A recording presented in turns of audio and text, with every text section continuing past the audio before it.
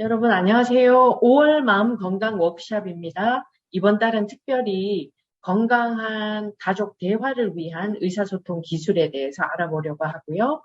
우리가 지난달에 적극적으로 듣는 방법에 대해서 이야기를 나누었잖아요. 공감하고. 그래서 이번 달은 그 두 개를 합쳐서 공감적 듣기와 나전달법 그리고 질문법까지 오늘 우리 배우려고 합니다.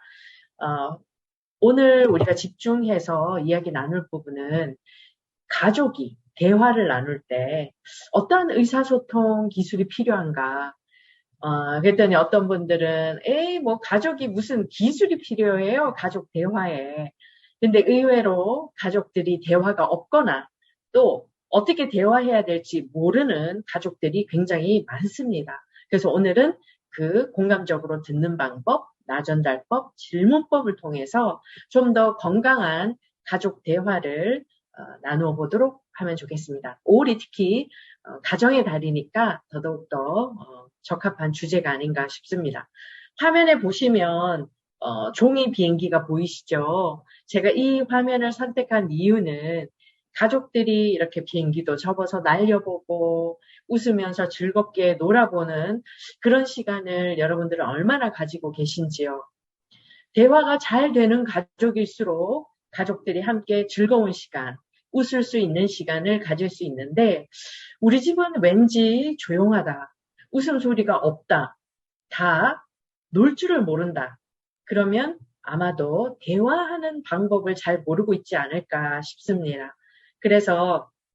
그리고 특히 한인 가정들은 그 task oriented, 일에 굉장히 중요한 가치를 두고 있어요. 그래서 일, 공부, 뭔가를 막 열심히 해야 된다는 생각 때문에 가족이 모여서 게임을 하거나 웃고 즐겁게 놀면 시간 낭비라고 생각해요. 그런데 그렇지 않습니다. 가족들이 건강한 관계를 유지하기 위해서는 가족이 대화도 해야 되고요. 웃으면서 즐거운 시간, 게임하는 시간을 가지면 좋겠습니다. 게임에 대한 또 좋지 않은 그런 뉘앙스가 우리가 있는데요. 무엇을 하든지 즐거운 시간이면 우리가 play, 놀이, 게임이라는 표현을 쓸 수 있겠죠. 그래서 오늘 우리 의사소통 기술을 배우면서 우리 가정에 즐거운 시간, 웃는 시간이 많이 많이 늘어나면 좋겠습니다. 아마 이 영상은 지난 시간에도 이 이미지를 보셨을 텐데요. 공통점이 뭔가라고 제가 지난 시간에 여쭤봤을 겁니다. 한번 찾아보세요. 공통점이 무엇인가? 네, 맞았습니다. 잘 맞춰주셨네요. 아마 마음속으로 대화를 나누고 있네, 소통을 하네, 이런 대답을 하셨을 것 같아요. 여기 보면 부모와 자녀가, 또 어머니와 딸이, 또 엄마와 아빠가 서로 얼굴을 보면서 웃고 커뮤니케이션 하는 게 보이죠. 건강한 가족의 공통점은 웃음이 있고, 소통이 있고, 대화가 있고, 막 심각한 시간, 열심히 일만 하는 시간이 아니라 뭔가 펀한 시간, 웃는 시간이 있습니다. 많을수록 그 가족의 유대감, 또 그 가족의 어떤 사랑이나 관계가 훨씬 더 깊어진다고 볼 수 있겠습니다. 그렇다면 어떻게 해야 우리가 이런 웃음을 또 이렇게 행복한 의사소통을 할 수 있을까요? 그러려면 커뮤니케이션이 필요한데요. 소통, 의사소통은 많이들 오해하시는데 사용하는 말을 의사소통이라고 많이들 오해를 하십니다만 전체 100을 의사소통이라고 보면 그 전체 의사소통 안에 우리가 사용하는 단어는 7%밖에 차지하지 않습니다. 그럼 나머지 93%는 다 말 아닌 다른 방법으로 의사소통을 한다는 거죠. 제일 아래줄에 보면 사람들은 말 이외의 것으로도 의사소통을 한다. 동의하십니까?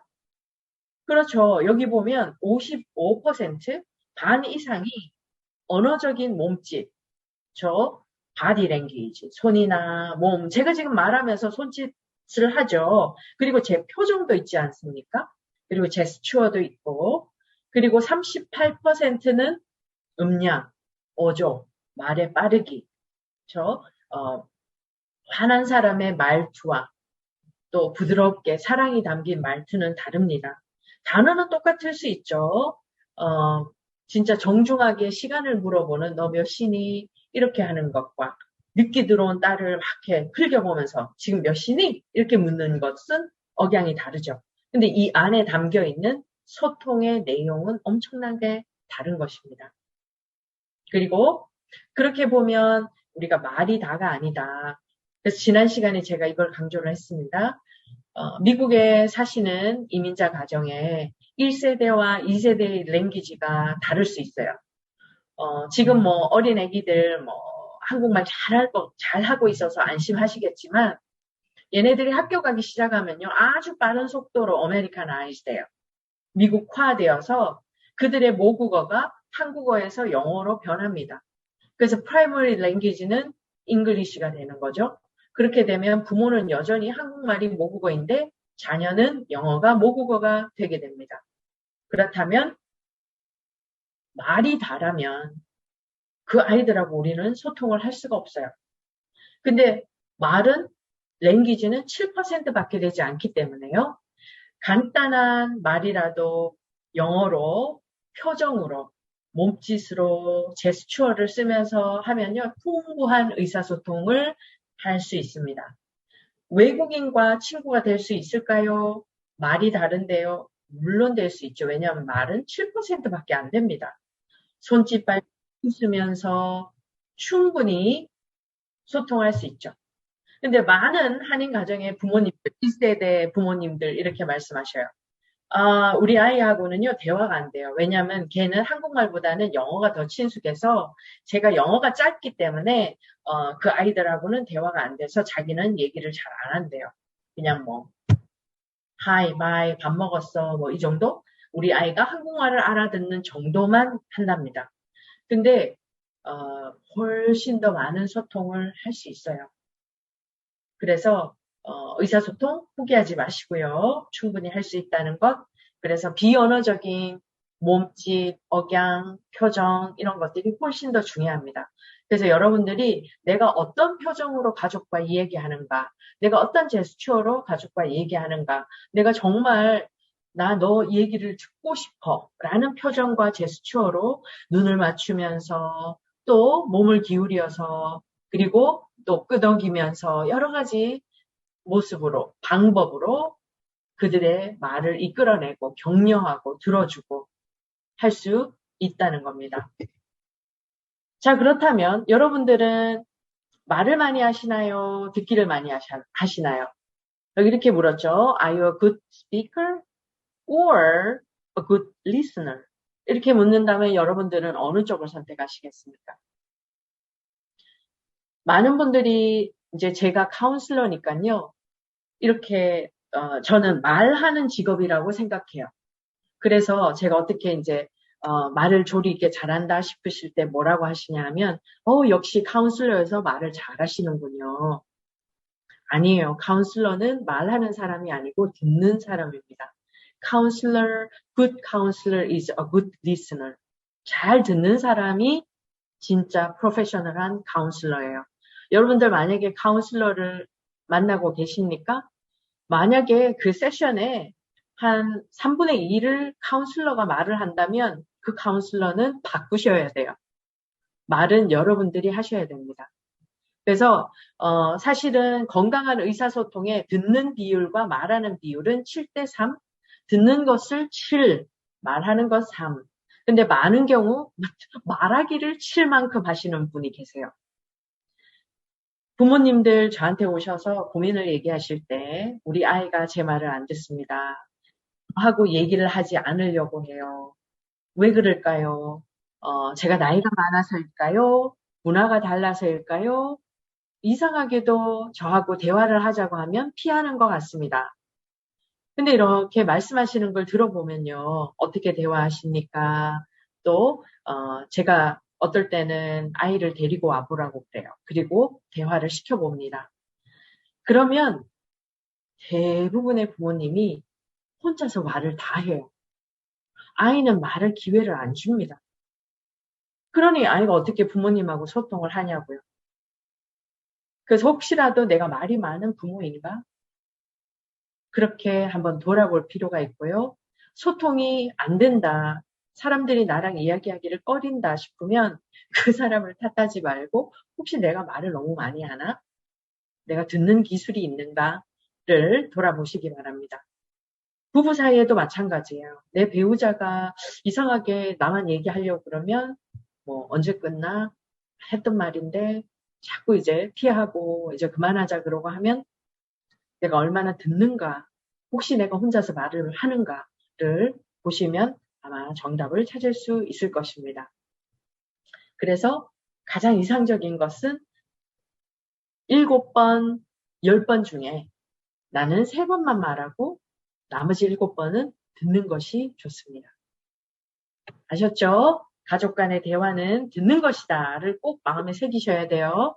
근데 듣는 방법 어떻게 들어요? 귀만 열려 있으면 듣는 게 아니에요. 자, 몸으로 듣기.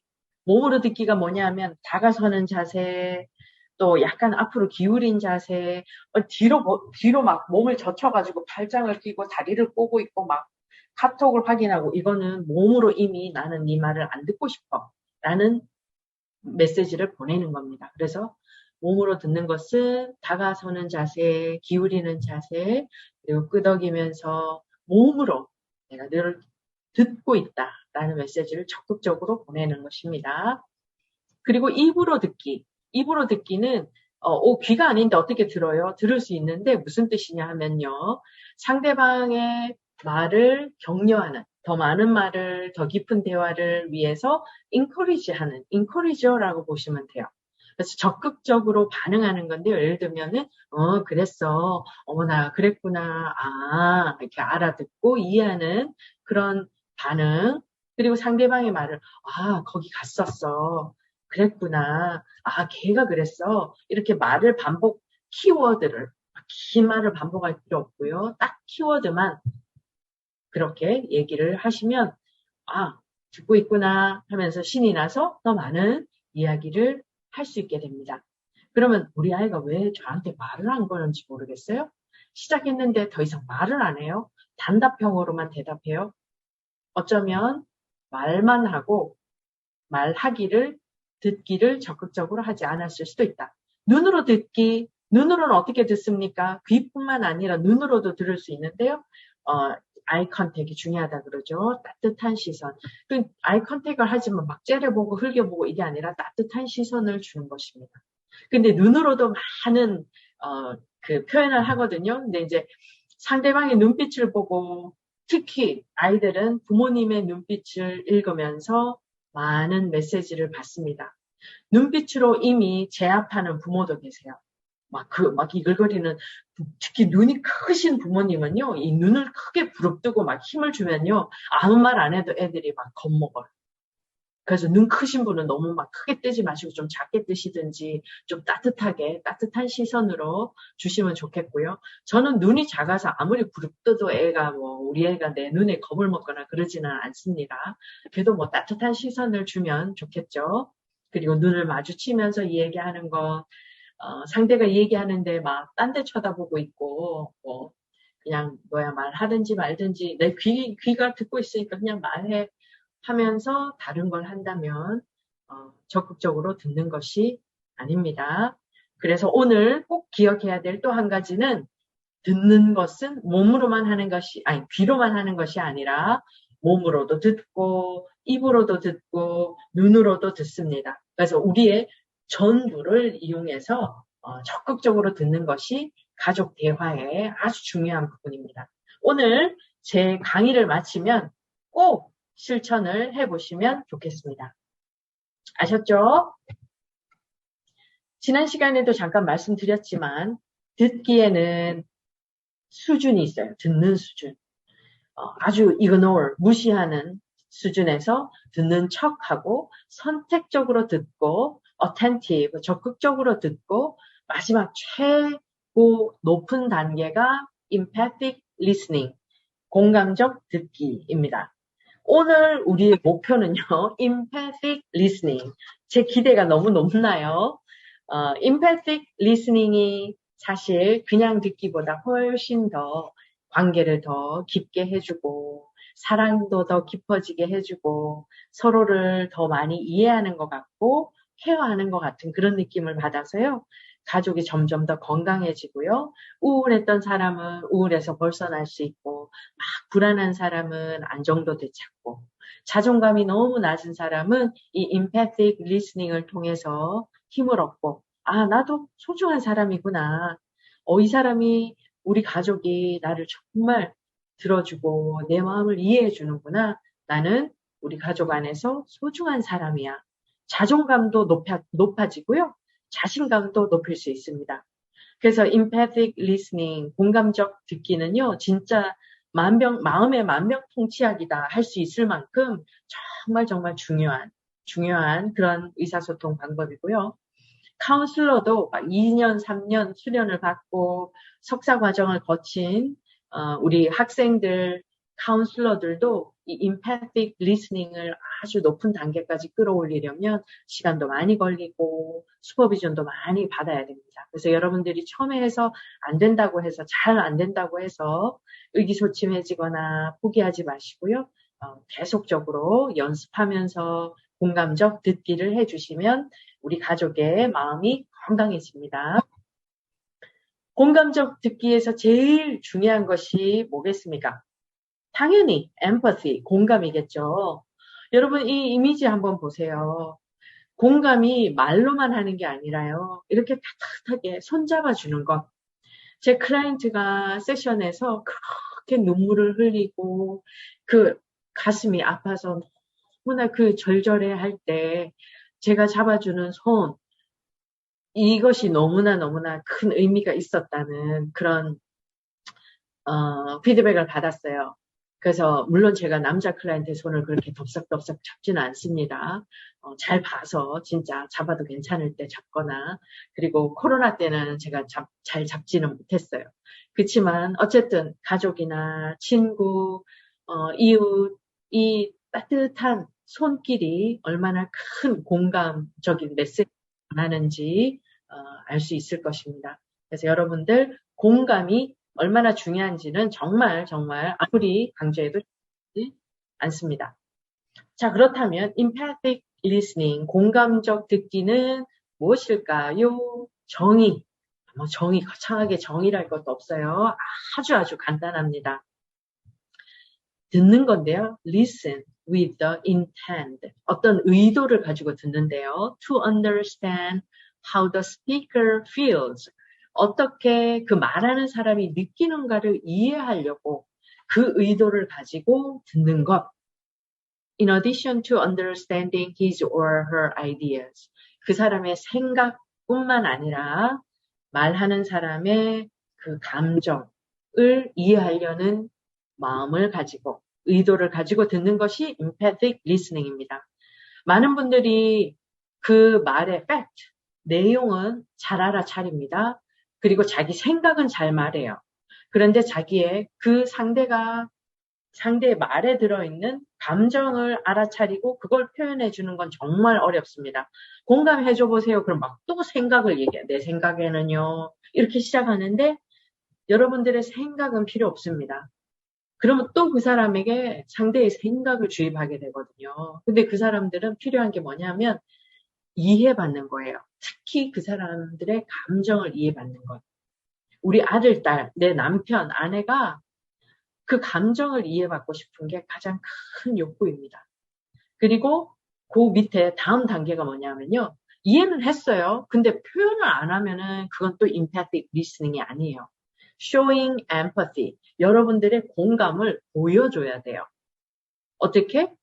그 상대의 감정이나 situation을 너 그렇게 느꼈구나. 근데 그 뒤에 말이 중요해요. 제가 빨간색 언더라인 해놨죠. Even if not in agreement with them. 무슨 뜻이냐면요. 동의를 할 수 없어도 그렇게 말했어요. 동의할 수 없어도 상대의 감정에는 공감할 수 있습니다. 정말 많은 분들이 저는 공감 못해요. 그 어떤 두려움이 있냐면요. 공감을 하면 자기가 동의를 해야 할 것만 같대요. 아니에요. 그 사람의 감정만 공감하면은 됩니다. 얼마나 네가 두려웠으면 예를 들어서 친구를 너무 화가 나서 친구를 한 대 치고 들어온 아들이 있다고 합시다. 그 아들이 펑펑 울면서 말해요. 막 자기가 너무너무 화가 나서 참지 못해가지고 자기가 한 대 쳤대요. 근데 이제 난리가 났죠. 학교 뭐 프린시플 연락 오고 뭐 상대편 부모가 또 연락 오고. 근데 거기다 대고 만약에 공감을 하면 얘가 그런 짓을 계속 할까 봐. 만약에 공감하면 이 아이가 자기가 한 행동이 맞다고 생각할까 봐 공감을 못 해주고 엄청나게 혼을 냈대요. 근데 이 아이는 정말 너무너무 억울하고 그 화난 마음을 풀지를 못해서 나중에는 막 자해를 해요. 머리를 창에다 찢고 칼로 자기 손목을 긋고 피부를 긁고 그렇게 거의 감정적으로 발작 수준을 보이는데도 부모는 이 두려움 때문에 우리가 잘못 가르칠까 봐. 근데 전혀 여러분 걱정 안 하셔도 되는 게요. 이 아이들이 공감을 해주면요. 네가 얼마나 아들아. 너가 이유 없이 그럴 아들이 아닌데 너가 얼마나 화가 났으면 그랬겠냐. 얼마나 화가 났으면 무엇이 너를 그렇게 화나게 했니? 이야기 들어주고 너 너무 무서웠겠다. 화가 나서 그렇게 했지만 또 그 다음에 일어날 일이 얼마나 무서웠겠니? 그렇게 그 두려움, 마음도 읽어주고 그러면요. 이 아이의 그 분노가 이렇게 가라앉으면서 이제 이성이 돌아와요. 그래서 이제 이성적으로 대화가 가능합니다. 그러면 이미 알아요. 그게 그렇게 썩 그 최선의 이 행동은 아니었다는 걸. 그렇지만 공감을 받으면서 이 아이가 무너지지 않고 다음에 어떻게 해야 되는지 이성적인 대화를 하고 다음에 그런 일이 생겼을 때 또 어떻게 대처해야 될지에 대해서도 생각해 볼 수 있게 되겠죠. 그래서 여러분들이 너무 그 동의에 대한 두려움을 갖지 마시고 마음껏 공감하셔도 됩니다. 아셨죠? 자, 공감적 경청. 제가 지금까지 이야기한 걸 여기에 딱 한 글자에 요약할 수 있어요. 우리 미국에서 태어난 아이들에게 이 이미지를 보여주면 얘네들 이걸 그림인 줄 알아요. 말이라고 글자라고 생각 안 합니다. 이건 들을 청 한자어잖아요. 그래서 여기 보면 그 한자가 상형 문자라고 그러죠. 여러 가지 형상을 조합해서 의미를 만들고 또 소리가 나는데 여기에 들을 청자에는 귀가 들어가 있고 그렇죠? 그래서 귀로 듣는다라는 말 그리고 옆에 보면 눈이 들어가 있어요. 그래서 눈으로 보면서 아이 컨택을 얘기하는 거죠.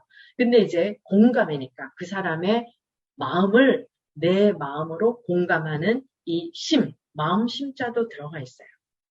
그래서 어떤 분들은 그 귀라는 귀이 밑에 왕이 있잖아요. 그래서 상대를 왕처럼 받드는 마음으로 듣는다라는 의미를 추가하시는 분들도 계십니다.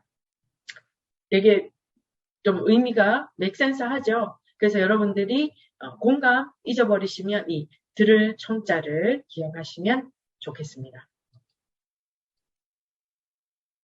자, 이 부분은요. 공감하는 모습을 우리가 아이들에게도 찾아볼 수 있어요.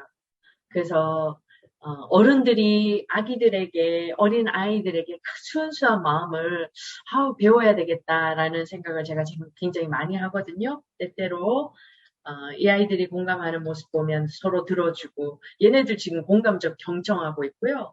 얘는 이제 몸으로 Are you okay? 이렇게 말하고 있는 거예요. 그래서 아기들은 여기 보시면 알겠지만 피부색도 상관없어요. 걔네들 피부색 달라도 서로 공감도 해주고 위로도 해주고 그렇게 지냅니다. 보세요. 얘도 뭔가 속이 상하니까 가서 물어보죠. 그렇죠? 괜찮은가 물어보는 것 같아요. 그래서 엄마하고도 또 대화를, 지금 이 딸아이는 뭔가에 엄청 삐져 있어요. 표정이 보통이 아니죠. 지금 상태가 심각합니다. 근데 이 엄마가, 너 왜 그래? 너 눈빛이 왜 그래? 왜 이렇게 버릇없어? 그러지 않고 가서, 아유, 우리 딸아, 속상하구나. 뭐가 화가 많이 났네. 무엇이 우리 딸을 이렇게 속상하게 했을까? 물어보면서 이제 대화를 시작해요. 그렇게 해서 공감적 듣기를 하면, 정말 마음에 정말 이렇게 그 얼음장이 녹아내리고 엉어리가 풀어지고 우울한 마음이 가라앉고 불안이 또 평안해지고 자존감도 높아지고 공감적 듣기는 뭐라고 그랬죠? 마음의 만병통치약입니다. 그 정도로 강력한 힘이 있어요. 조금 전에 우리 그 아기들이 했던 모습처럼 이 empathic, how to be empathic, how to be sympathetic, 그냥 동정만 하는 것과 우리 공감하는 것은 정말 다르다. 여기 왼쪽에 그냥 동정, 아유 불쌍해, 안 됐네, that's too bad 하고 하는 아이와 오른쪽에 empathic 하는 아이는 달라요. 자, 지금 이 그 파란둥이는 이제 자기가 좋아하는 인형이 팔이 떨어졌어요. 그래서 이제 막 너무 슬퍼서 눈물을 뚝뚝 흘리면서 갖고 왔는데 동정만 하는 애는 that's too bad 하고 그냥 지나가요. 근데 공감을 할 줄 아는 아이는 와서 그 팔을 꿰매주려고 그래요. 그쵸? 그리고 그 분홍이가 표정이 다르죠. 동정하는 애는요, 표정이 파란 아이처럼 똑같지 않아요. 그 똑같은 감정을 공유하지 않기 때문에 그렇습니다. 근데 오른쪽에는 empathic 분홍이는 표정이 친구랑 똑같아요. 왜냐하면 그 감정을 공유하기 때문입니다. 차이가 보이십니까? 여러분들이 내 가족이 슬퍼할 때 함께 이런 표정을 지을 수 있어야 돼요. 그게 공감입니다. 나는 그냥 아유 귀찮아 죽겠어 정말 쟤 또 울어 막 그러면서 이제 올라가고 뭐 못 본 척하고 막 이러면 그건 공감이 아니에요. 그리고 똑같은 표정이 지어지려면요 그 감정을 공유해야 되는데요. 이건 정말 너무나 진짜 중요한 메타포, 이 은유가 들어있는 장면이라 제가 이걸 되게 자주 쓰는데요. 여우가 밑에서 I'm stuck. It's dark. 막 overwhelmed. 막 무섭다고 막 그래요. 근데 보통 동정하는 사람은 저 위에서 Hey, what are you doing? What happened? 뭐 Hey, just come on up. 막 그래요. 근데 진짜 공감을 하려면 얘는 사다리를 타고 내려왔어요. 그리고 it's really dark. You must be really scared. 그렇게 그 마음을 아는 겁니다. 그래서 공감은 이것처럼 그 사람의 신발을 그 사람의 입장이 되어서 그 사람의 감정을 나 것으로 공유하는 그 사람처럼 느끼는 것, 그 경험이 필요합니다. 그래서 내 가족이 아파할 때 함께 아파할 수 있어야만이 공감적인 경청이 가능하고요. 이 공감이 얼마나 큰 힘을 발휘하느냐 하면요. I am in it with you. 여기서 it은 감정입니다. 그래서 내가 너와 함께 느낀다라는 뜻이고요. I'm not here to fix you. 감정, 이게 얼마나 중요한 말입니까? 나는 너를 고치려고, change 하려고 여기 있는 거 아니야. 여러분들이 공감적 듣기를 하면요. 아이들이 우리 엄마가 또 나를 훈계하려고 그래. 바꾸려고 그래. 너 잘못됐어. 이런 메시지가 아니죠. 아이들이 부모를 꺼려하고 거리를 두는 가장 큰 이유 중에 하나는 부모는 끊임없이 아이들을 바꾸려고 해요. 막 픽스하고 왜냐하면 이제 막 교육열에 불타가지고 우리 한국 부모님들이 고질병이 뭐냐 하면 막 시도 때도 없이 교육해. 놀 때나 심지어는 밥 먹는 애한테도 애가 힘들어 하는데도 거기다 또 막 훈계를 하고 애들이 막 질려요. 그래서 근데 empathic listening, 공감적 듣기는요. 너를 고치려고 한다라는 메시지를 안 줘요. 그래서 좋습니다. I'm here to feel it for you. 너를 I'm not here to feel it for you. 무슨 뜻이냐면 너 위해 내가 대신 느낀다. 대신 느낌 어떻게 되냐면요. 그 사람의 감정을 느끼는 게 아니라 내 감정을 막 느껴가지고 막 자기 식대로 막 해석을 합니다. 그거 아니죠. empathic listening은. 그리고 I'm here to feel with you and let know you are not alone. 너 혼자가 아니다. 너는 혼자가 아니다. 나도 너를 공감하고 너의 감정을 내가 이해한다라는 그 의미를 공감적 듣기, 공감을 통해서 메시지를 전달할 수 있다는 겁니다. 이게 얼마나 강력한 메시지입니까? 서로 마음이 연결되고 사랑받는다고 느끼고 수용받는다고 느끼고 이해받는다고 느끼는 데는 이만큼 강력한 방법이 없어요. 그래서 제가 마음의 병을 고치는 만병통치약이다라고 말씀을 드린 겁니다. 그럼 how to become a more empathic listener? 어떻게 좀 더 공감적인 경청자가 될 수 있을까요? 첫 번째, develop your emotional intelligence. EQ를 얘기합니다, 여러분. 우리 한국 사회에는 IQ 얼마나 중요하게 여기는지 몰라요. 너 IQ 몇이야? 그리고 IQ를 테스트하러 온다니까요, 저한테. 이유를 물어보잖아요. 뭔지 아세요? 우리 아이가 아무래도 천재인 것 같대요. 그것 때문에 문제가 됩니까? 문제되는 거 없는데 확인을 해야 된대요. 근데 저희들은 심리적인 문제를 해결하기 위한 목적이 아니면 심리 검사를 해주지 않습니다. 그럼 IQ 검사했는데 부모의 기대치에 못 미치면 어떡할 거야? 천재가 아니면 어떡할 거예요? 그래서 그만큼 IQ를 중요하게 여깁니다. 근데 여러분들 아셔야 될 것은요. 현대는 특히 미국에서는요. EQ가 더 중요합니다. 왜냐하면 IQ가 아무리 높아도 EQ가 떨어지잖아요. 그러면 사람들과 더불어 살아갈 줄 몰라요. 상대를 공감할 줄 모르고 상대의 입장을 헤아릴 줄 모르고 상대의 마음이 아픈데 are you okay? 말 한마디 안 해요. 가서 자기 일만 해요. 얼마나 차갑습니까? 그런 경우에는 그냥 혼자서 하는 일 정도는 성공적으로 하겠지만요. 정말 훌륭한 리더가 되기 어렵고 정말 행복하게 사람들과 더불어 살기 어렵습니다. 그리고 EQ가 낮은 사람은 큰 기업에서 리더로 채용을 하지 않습니다. 저만 해도 그래요. 저만 해도 누가 더 잘 어우러져 지낼까를 보고 카운슬러를 뽑거나 스텝을 뽑겠죠. 그리고 누가 더 어우러져 지내는가를 클래스에서도 대학원 수업할 때 제가 그룹 프로젝트를 꼭 주는 이유가 그 프로젝트를 하면서 이제 그룹 함께 공감하고 함께 어우러져서 공동의 목표를 달성하게 하는 기술을 키우게 하려고 그래요. 거기서 튕겨져 나와서 저는요 그냥 인디비주얼 워크를 주세요. 그러면 그냥 돌려보냅니다. 너 어쨌든 해결해봐라 그 안에서. 그래서 그 정도로 EQ가 중요하고요. 두 번째 단계 한번 보세요. 되게 중요해요. Use open-ended question. 공감적 경청에 필요한 것 중에 하나가 open-ended question, 열린 질문을 사용하는 것입니다. 그래서 제가 오늘 질문법을 배우기로 한 거예요. 그래서 open-ended question으로 질문을 너 괜찮아? Are you okay? 무엇이 너를 그렇게 힘들게 하니?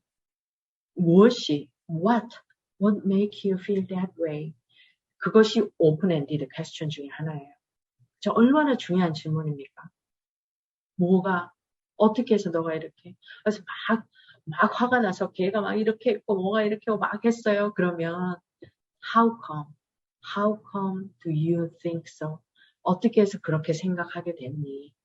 이건 yes or no 아니죠. 어떻게 해서? 그러면은 그 아이가 자기의 입장을 막 이야기할 기회를 가져요.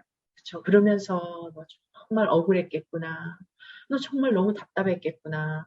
공감을 할 수 있게 됩니다. 그리고 세 번째는 let them know you understand them. 왜 우리 show empathy 그랬잖아요. 보여줘야 된다 그랬잖아요. 그러면 알려줘야 돼요. 내가 이해했어. 이제 알겠어. 너가 왜 그렇게 화가 났는지. 이제 알겠어. 너 그렇게 답답했구나. 너 그렇게 억울했구나. 너가 한국 애라고 그렇게 무시했으니 너가 얼마나 억울했겠니. 그래서 엄마는 너가 proud해. 네가 스피크업하고 네가 네 목소리 낸 건 너무너무 자랑스러워. 근데 방법을 찾아보자. 좀 더 젠틀한 방법이 있는지, 좀 더 세이프한 방법이 있는지, 그럼 그 다음 대화가 되는 거예요. 그렇죠? 근데 그건 공감 이후에만 가능합니다. 자, 그렇다면 우리 이제 질문법을 좀 배워볼까요? 질문법. 열린 질문, 닫힌 질문 있죠? 여러분들은 어떤 쪽의 질문을 더 많이 쓰십니까? 열린 질문, 닫힌 질문. 근데 저는요, 아직도 열린 질문이 뭐고 닫힌 질문이 잘 모르겠어요. 괜찮아요. 우리가, was school fun today? 오늘 학교 재밌었어? 그러면은, yes, it was. 그렇겠죠? 그러면 yes or no로 대답하는 것은 닫힌 질문입니다. right? 그리고 한 단어로 말할 수 있으면 닫힌 질문, 대답할 수 있으면 닫힌 질문이에요. Where are you going? School? 딱 단답형으로 가능해요. 그러면 이것도 역시 닫힌 질문일 가능성이 많습니다. 그리고 또 어떤 게 있어요? When will you be home? At 3 o'clock. 이것도 close the question에 가깝습니다. 그리고 어떤 게 있을까요? Did you empty the dishwasher? The dishwasher 그 다 비웠어? Yes. 역시 닫힌 질문이죠. 그렇죠? 근데 이거 보세요. How are you feeling? 그럴 때 yes 이렇게 대답하지 않잖아요. 그렇죠? 이것은 닫힌 질문이 아니고 열린 질문이에요. I feel happy or I feel blessed. I feel grateful. I feel proud. Because 물어보겠죠. 예, 대답하게 되겠죠. 그리고 what are your goals? 여기도 yes or no가 아니에요. 그럼 goal을 설명하게 되겠죠. Why are you so quiet? Why? How come? 이런 것들도 역시 설명할 수 있게 하니까 열린 질문입니다만 근데 한국말로는 왜라는 퀘스천을 조금 조심해 하셔야 돼요. 너 왜 그랬어? 열린 질문이긴 하나 굉장히 이렇게 위협적으로 느껴져요. 그래서 왜 그랬어 보다는 어떻게 해서 그렇게 하게 됐어? 차라리 어째서 어떻게 해서 라는 표현을 쓰는 것이 조금 더 부드러워요. 영어로도 마찬가지 why보다는 저는 how come 이걸 쓰기를 더 권합니다. Do you have homework? Yes. 이것도 역시 닫힌 질문입니다. 조금 이해가 되시죠? 이 example을 보니까 그렇죠? 오픈 퀘스천은 yes or no로 대답할 수 없고 그리고 단답형 이상의 대답을 원할 때는 오픈엔디드 퀘스천 쓰면 좋고요. 또 좀 더 많은 정보나 이야기를 이끌어낼 때는 오픈엔디드 퀘스천이 훨씬 더 좋습니다. 그리고 반면에 closed 퀘스천은 yes or no로 대답할 수 있는 것이고 짧고 아주 스페시픽한 answer를 원하면 closed question을 쓰는 거, 닫힌 질문을 쓰는 게 맞겠죠. 법정에서 주로 yes or no로 대답하는 질문을 합니다. 그리고 길게 얘기하면 예 또는 아니요로 대답하시오 하고 그냥 끊어버려요. 그렇죠? 굉장히 짧고 스페시픽한 답만을 원할 때는 닫힌 질문을 씁니다. 그리고 닫힌 질문을 쓰면 주로 그 대화를 질문하는 사람이 통제하고 이끌어가요. 그래서 대답하는 사람 쪽에는 포커스가 없습니다. 근데 empathic listening을 위해서는 open-ended question이 훨씬 더 적합하겠죠. 그렇죠? Did you finish your homework? Yes or no로 대답할 수 있죠. What happened? 우리 얘기한 겁니다. open-ended question은 what do you think would happen if? 너 이럴 때 어떤 일이 일어날 거라고 생각해? 이거 굉장히 중요한 질문이죠. 아이들에게 가상의 상황을 주고 어떤 일이 일어날 건지 생각해보게 하는 아주 좋은 질문 중에 하나예요. 만약에 너가 그때 그렇게 하지 않고 이렇게 했다면 어떤 일이 일어날 것 같니? 이런 질문이에요. 그러면 아이들이 다른 관점에서 생각해보게 되는 아주 비판적인 사고를 할 수 있습니다. Sounds interesting. How does that work? 굉장히 흥미로운데 그게 어떻게 해서 그게 그렇게 될 수 있지? 이렇게 물으면 아이들이 또 막 신이 나서 설명을 합니다. How do you feel about that?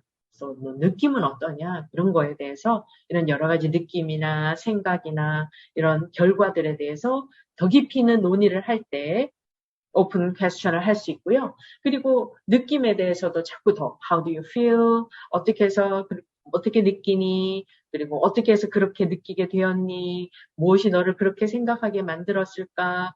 그렇게 자기를 자꾸 설명하게 하면서 공감을 하게 되는 공감하기에 필요한 정보인 거죠. 그런 대화를 자꾸자꾸 이끌어낼 수 있는 것입니다.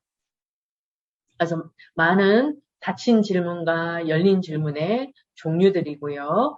How did you feel about our customer service? 이거는 비즈니스 상황에서 굉장히 많이 물어보는 질문이잖아요. 그리고 또 어떤 질문이 있습니까? Why are you looking for product or service today? And how would you describe your experience with us? 지금 제가 이걸 가지고 온 이유는 비즈니스 상에서 이런 오픈 엔디드 퀘스천을 많이 쓰면서 커스터머들이 어떻게 느끼는가, 경험하는가를 이해하려고 애쓰고 공감하려고 했어요. 자, 여러분, 우리 집에 자녀들 거의 고객은 왕이듯이 우리는 그냥 왕처럼 모시지 않습니까?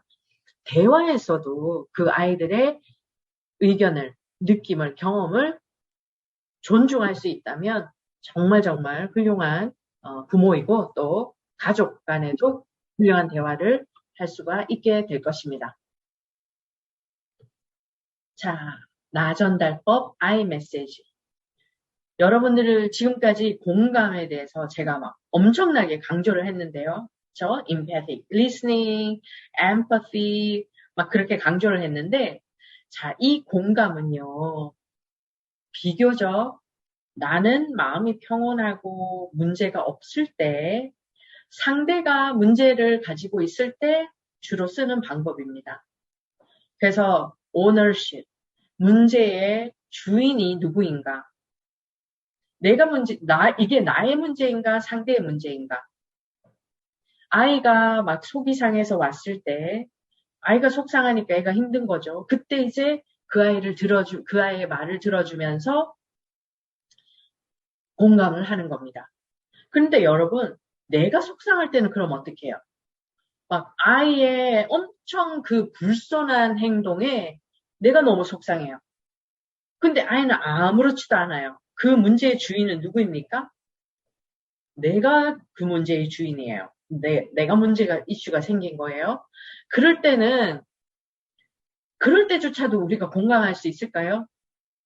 막 너무 불손하게 막 행동하는데, 그래, 아들아, 네가 마음이 정말 힘들구나. 그래서 엄마한테 이렇게 엄마를 무시하는구나. 그래, 무시할 만하지. 충분히 하렴. 이렇게는 어렵다는 거예요. 그렇죠? 그거는 이제 가식적으로 돼요. 그럼 진정한 공감이 이루어질 수 없습니다. 그럴 때 우리가 쓸 수 있는 것이 나전달법, 아이 메시지예요. 내가 전할 게 있을 때, 내가 힘들고 뭔가 내 욕구가 충족되지 않았을 때 내 마음을 전하는 것이 나전달법입니다. 나전달법의 용도를 정확하게 알지 못하면요. 언제 써야 되는지 모르기 때문에 정확한 방법으로 사용할 수 없고 그 효과도 사실은 줄어들 수 있습니다.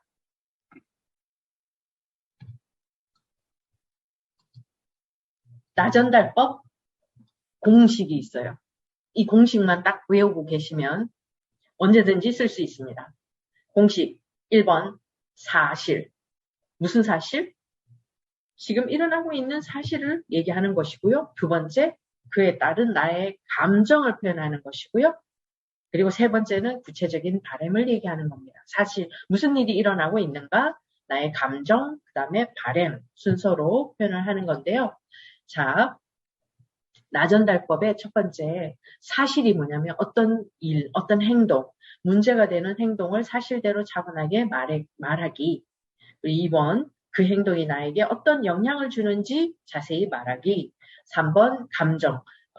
그 피해 때문에 생긴 나의 감정을 솔직하게 말하기. 사실은 1번, 2번이 묶어져서 아까 사실이 되고요. 2번이 감정이 되고요. 3번이 나의 바램. 여기에 나오는 4번은 나의 바램이 나와야 돼요. 자, 내가 약속 시간에 늦을 때마다 이건 행동이에요. 나는 계획한 것들을 제 시간에 마치지 못하게 될까? 이건 영향이죠. 초조하고 답답하구나. 이건 감정입니다. 그래서 사실 바램을 여기에 덧붙이자면 어떤 게 날까요? 다음부터는 약속 시간에 맞춰서 나와줄 수 있겠니? 제 시간에 시작할 수 있을까? 그거잖아요. 그쵸? 이것이 나전달법이에요. 간단하죠? 그런데 굉장한 파워를 가지고 있습니다. 왜?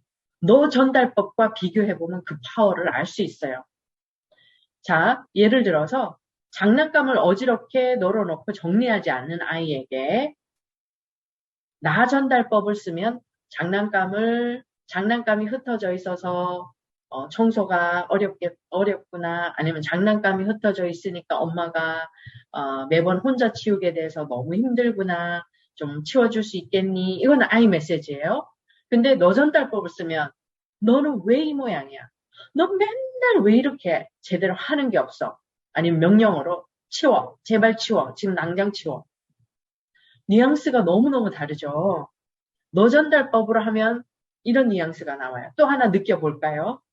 손님이 오셨는데 아이가 인사를 하지 않아요. 그래서 아이에게 I 메시지를 쓰면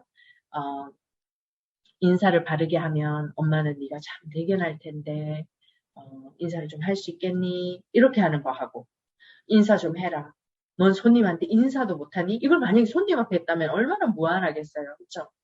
그래서 이 실제로 전달하고 싶은 거는 인사를 제대로 하면 좋겠어. 인데 너 전달법을 하면 쓸데없는 부작용이 일어나요. 너 참 나쁜 아이다.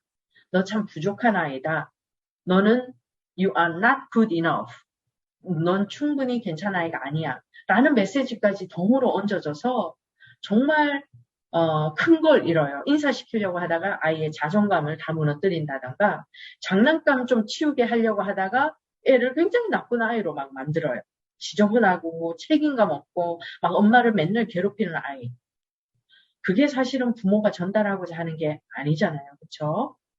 세 번째는 우리가 지금 얘기했던 거하고 비슷해요. 아직까지 이 일을 안 하고 있으니까 그러다가 모든 일이 진행되지 않을까 봐 마음이 조급해지네. 우리가 좀 제때 해주면 좋겠어. 근데 너 전달법은 아직까지 안 하면 언제 할 거예요? 넌 항상 그런 식이야. 한 번도 제때 한 적이 없어. 다 you 메시지예요. you. 왜냐면 그 you로 이제 이 말의 순서는 영어로 I와 you는 영어 어순하고 다르기 때문에 그 말의 순서 가지고는 우리가 조금 혼돈이 올 수 있지만요. 포커스를 생각해보면 얼른 구별이 돼요.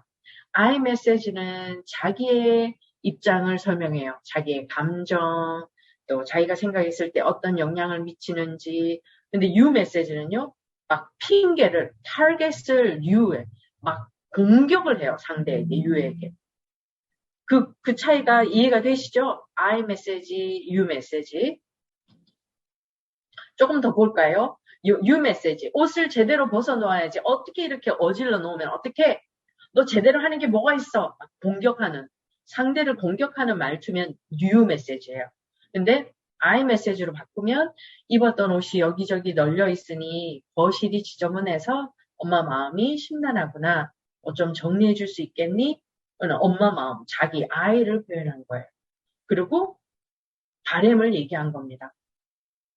바램을 여긴 얘기 안 했지만 얘기하면 좋아요. 저는 꼭 바램까지 얘기하시라고. 그래서 so what? 출석 듣고 있었는데 그래서 어떻게 하라는 거지? 막 잘 이해가 안 될 때도 있는데 끝에 꼭 그렇게 해줄 수 있겠니? 라고 하면 좋습니다. 또 하나 예를 볼까요? 준비물을 미리미리 챙겨야지 아침마다 짜증을 왜 부려? 다음부터 학교 갔다 오면 준비물부터 챙겨. 아이에게 굉장히 반항적인 마음이 막 생기게 해요. 그렇죠? 그리고 전혀 공감적이지 못해요. 근데 나 메시지는 아침마다 준비물 때문에 너가 막 짜증 부리니까 엄마도 힘들구나. 학교 갔다 와서 바로 준비물 챙겨놓고 아침에 좀 더 편하게 가자. 그래 줄 수 있겠니? 그러면은 아무리 막 말 잘 안 듣는 애도 막 괜히 이렇게 말 듣고 싶어지잖아요. 그쵸? 그리고 밖에서 놀다 들어오면 씻어야 되는 거 몰라? 얼른 가서 손 씻어. 막 고함을 꽉 질러요. 괜히 엄청 기분 나빠요. 엄마가 자기 건강 위해서 손 씻으라고 하는데도 막 이렇게 기분이 나쁠 수가 없어요. 근데 나 메시지, I 메시지를 쓰면 밖에서 놀다 오면 손이 지저분해지지 않니? 손에 묻은 세균이 네 몸속으로 들어갈까봐 걱정이 된단다. 그렇죠. 엄마의 핵심 감정은 걱정이에요. 사랑이에요. 그러면 밖에서 놀다 들어오면 손부터 깨끗이 씻을 수 있을까? 그러면은 어떤 애가 싫어요? 이렇게 말할 애는 없어요. 내 엄마 하다못해 그냥 아무 소리 안 하고 가서 씻든가, 그쵸? 그리고 밥 먹을 때는 가만히 앉아 있어라. 앉아서 먹어라. 너는 왜 그렇게 산만하니? 자, 이거 참 밥 먹는 문화가 많이 달라서 할 말이 되게 많은데요. 한국 사람들 어쩜 그렇게 밥 먹을 때 밥만 열심히 먹는 걸 미덕으로 여기는지 아무 얘기도 안 해요. 근데 미국에는 밥 먹을 때 진짜 자유롭거든요. 막 자기 얘기도 하고 진짜 그야말로 패밀리 타임인데 어쨌든 여기 밥 먹을 때 가만히 앉아서 먹으라 왜 이렇게 산만하니 이걸 아이메시지로 표현해보면 밥 먹을 때 돌아다니니까 아빠가 정신이 없다. 가만히 앉아서 먹으면 우리 딸이 소화도 잘 되고 아빠도 편할 것 같다. 그렇게 해줄 수 있겠니? 이게 아이메시지예요. 그쵸? 그래서 애는 또 그렇게 생각하죠. 움직여야 소화가 잘 되는데 막 그렇게. 근데 어쨌든 아이메시지는 이런 방법으로 표현을 합니다. 여러분도 여기까지 들으니까 나도 유 메시지보다는 아이메시지를 쓰고 싶다 이런 마음이 생기시나요? 네. 네. 모두 다 그렇다고 하시네요. 네. 좋습니다. 저는 카메라를 꺼놓으신 분도 다 보여요. 자, 너전달법. 여기 이제 부부의 상황인데요. 너무 재밌어요. 네. 너전달법. 배우자를 비난을 하거나 평가를 하게 돼요. 나전달법은 배우자의 수용할 수 없는 행동에 대한 나의 생각이나 느낌을 표현하고 바램을 아주 구체적이고 명확하게 전달할 수 있어요. 자, 보세요. 이건 이제 남편이 생일을 잊어버린 거예요. 아주 큰일 났죠. 정말 이제 무서운 잘못을 한 거예요. 근데 부인이, 아이메시지를 쓰는 부인과 유메시지를 쓰는 부인 중에 다음 생일에 누가 정말 선물을 받을까요? 한번 들어보세요. 아이메시지 쓰는 부인은 여보, 당신이 내 생일을 잊어버리니까 마치 내가 소홀히 취급받는 것 같다. 너무 서운해요. 다음 생일에는 작은 선물이라도 해주면 좋겠어요. 이렇게 말하는 부인이 있고요. 자, 당신이 제대로 하는 게 뭐가 있어? 작년에도 놓치고 재작년에도 놓치고 한 번도 제대로 챙겨준 적도 없고 이제 막 플러스 다른 것도 다른 것도 제대로 하는 게 없어. 이렇게 말하면 다음 해에 생일 선물 받을 수 있을까요? 없을까요? 네. 받기 힘들겠죠. 선물도 못 받겠지만 관계도 엄청 나빠져요. 그래서 배우자를 비난하거나 평가. 사실은 소홀한 게 여김을 받는 것 같아 서운하다는 감정을 표현하고 진짜 원하는 건 사랑받고 싶고 또 관심을 받고 싶은 거잖아요. 사실 그렇게 선물 챙기고 케이크 이게 그렇게 중요합니까?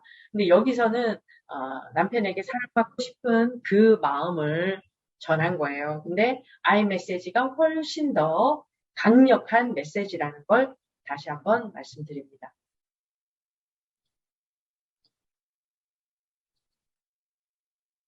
자, 너전달법, 나전달법, 엄마. 자, 여기서 중요한 자존감 문제가 나와요. 자, 엄마가 퇴근해서 들어왔어요. 자, 일하는 어머니들 이런 상황 많이 생기잖아요. 엄마가 퇴근해서 들어왔는데 엄마가 반가우니까 막 달려와서 막 안기고 매달리고 막 그러잖아요. 이제 반가워서 그러면 이제 아이메시지 쓰는 엄마는 엄마가 피곤해서 혼자 있고 싶어. 조금만 있다가 내가 안아줄게 하고 이렇게 말할 수 있겠죠. 엄마 옷 좀 벗고 손 좀 씻고 그리고 하자. 그러면은 아이는 엄마가 피곤하시구나. 조금 있다가 놀면 되겠다. 이렇게 생각하지만 만약에 you 메시지를 쓰면요. 저리 좀 가. 아우 정말 귀찮아 죽겠네. 라는 메시지가 같이 가면서 아이는 엄마는 나를 싫어하시는구나. 이런 굉장한 거절감이 느껴져요. 엄마의 의도는 그게 아니었겠죠. 그냥 짜증이 났어요. 근데 그걸 you 메시지로 쓰면 이런 부작용이 일어나는 겁니다. 여러분은 어떤 메시지를 전달하시고 싶으세요? 당연히 I 메시지겠죠. 그렇죠? 그래서 아마도 여러분들이 엄마로 또 아내로 그리고 자녀로서 이런 경험이 있었을 겁니다. 또 남편으로서 아까 우리 봤던 그 케이스처럼 부인이 you 메시지를 쓸 때 얼마나 또 기분이 상하고 마음이 불편했을 수도 있겠죠. 그렇죠? 그래서 I 메시지와 you 메시지 정말 중요합니다. 그리고 이 자신의 감정을 표현할 때 여러분들 상대의 감정을 읽고 공감을 해줄 때 또는 I 메시지를 쓰기 위해서 자기의 감정을 표현할 때 뭐가 필요합니까? 내가 감정 단어를 알지 못하면 그렇게 표현을 못해요. 그렇죠? 근데 여러분들 그거 아세요? 우리가 일상에서 쓰는 감정 단어가 정말 몇 개 안 돼요. 너무나 제한되어 있어요. 그래서 여러분들이 좀 많이 감정 단어를 쓰려고 애를 쓰고 또 어떤 감정 단어들이 있는가를 좀 개발하시면 좋겠어요. 그 표현의 폭을 좀 많이 넓히면 좋겠습니다. 아셨죠? 그래서 여기서 내가 잘 쓰지 않는 감정 단어는 어떤 게 있을까요? 우리 괴롭다, 속상하다 이런 단어를 많이 쓰잖아요. 고맙다 이런 말 쓰고 그 다음에 또 어떤 단어 있나요? 기쁘다 이런 단어도 많이 쓴다. 그렇지만 어떤 게 있어요? 난처하다, 야속하다, 안심된다, 만족스럽다 여러 가지 평소에 쓰지 않는 단어들을 좀 사용해 보시려고 누가 꽃같다 이런 단어 쓰셨는데, 네. 그런 단어들을 많이 개발을 하시면은 좋겠습니다. 그래서, 네. 그런 단어들 많이 개발하시기 바라고요. 여기서, 공감을 위해서 필요한 단어들, 나전다법을 위해서 필요한 단어들 필요하다는 것 생각하시고요. 그러면 이번 5월 가정의 달 건강한 가족 대화를 위한 의사소통 기술 공감적 듣기 나전달법 질문법에 대해서 배웠습니다. 여러분들 수고 많이 하셨습니다. 또 다음 달에 또 뵙도록 하죠.